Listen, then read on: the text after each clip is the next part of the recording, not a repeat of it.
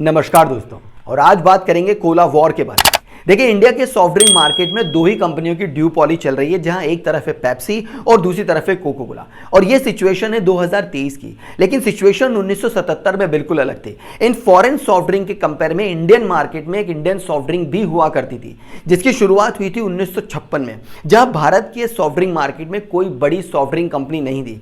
इसी बात को ध्यान में रखते हुए एक foreign company Coca Cola India के सॉफ्ट ड्रिंक मार्केट को कैप्चर करने के लिए इंडिया में एंटर करती है।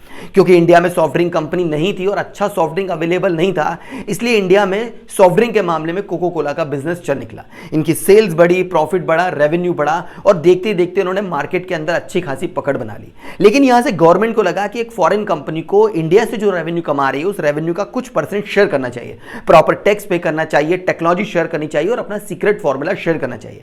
क्योंकि कोको कोला का बिजनेस मार्केट बहुत अच्छे से सेट हो चुका था, इसलिए कोको कोला हर सिचुएशन को मान गया।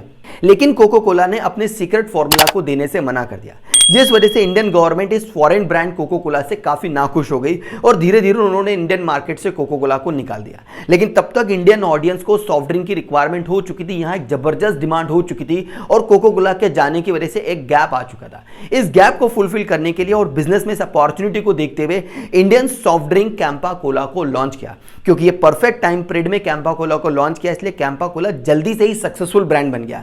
अच्छी मार्केटिंग की, अच्छी स्ट्रैटेजीज फॉलो की, यूथ को उन्होंने टारगेट किया। सलमान खान जैसे एक्टर को उन्होंने ब्रांड एम्बेसडर लिया, जिसकी वजह से कैंपा कोला काफी जल्दी सक्सेसफुल गया। इनकी सेल्स बढ़ी, रेवेन्यू बढ़ा, प्रॉफिट बढ़ा और देखते देखते ये मार्केट लीडर बन गए इंडियन सॉफ्ट ड्रिंक मार्केट में।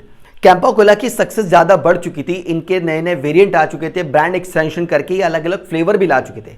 लेकिन 1991 के आते आते इंडियन गवर्नमेंट ने एलपीजी पॉलिसी को एक्सेप्ट कर लिया, यानी कि लिबरलाइजेशन, प्राइवेटाइजेशन, ग्लोबलाइजेशन, जिसके चलते कोई भी फॉरेन कंपनी अब इंडियन मार्केट में आके बिजनेस कर सकती थी। और यही अपॉर्चुनिटी देखते हुए कोको कोला ने फिर से इंडियन मार्केट में री एंटर कर लिया। कोको कोला के एंटर करने की वजह से सबसे ज्यादा नुकसान हुआ कैंपा कोला का, क्योंकि 1991 में इन्होंने एंटर किया और 2001 के आते आते कैंपा कोला का बिजनेस इंडिया से ऑलमोस्ट 50% खत्म हो चुका था और 2009 के आते आते कैंपा कोला इंडियन मार्केट से ऑलमोस्ट खत्म हो चुका था। और इस तरह से इंडियन मार्केट में फिर से कोला वॉर शुरू हो गया। इंडियन सॉफ्ट ड्रिंक मार्केट में फिर से एक ड्यूपोली बन गई between Pepsi and Coca Cola.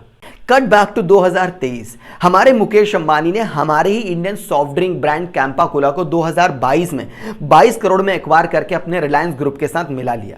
और अब वो इस कैंपा कोला को अपने रिलायंस रिटेल के एफएमसीजी प्लेटफॉर्म के फिजिकल आउटलेट्स पे और जियो मार्ट के ऑनलाइन प्लेटफॉर्म पे बेचना शुरू कर चुके हैं। और आप यकीन नहीं मानेंगे, बड़े बड़े बिजनेस एनालिसिस मुकेश अंबानी के इस मूवमेंट को जियो 2.0 स्ट्रैटेजी बोल रहे हैं। देखिए, मुकेश अंबानी ने टेलीकॉम मार्केट में जियो को भी कुछ इस तरह से ही लॉन्च किया। देखिए, इंडिया के टेलीकॉम मार्केट के अंदर ड्यूपोली बनी हुई थी एयरटेल और वोडाफोन की। उस टाइम पीरियड में इन्होंने जियो जैसे डिस्ट्रप्टिव बिजनेस मॉडल के साथ इस इंडस्ट्री के अंदर डिस्ट्रप्शन ला दिया।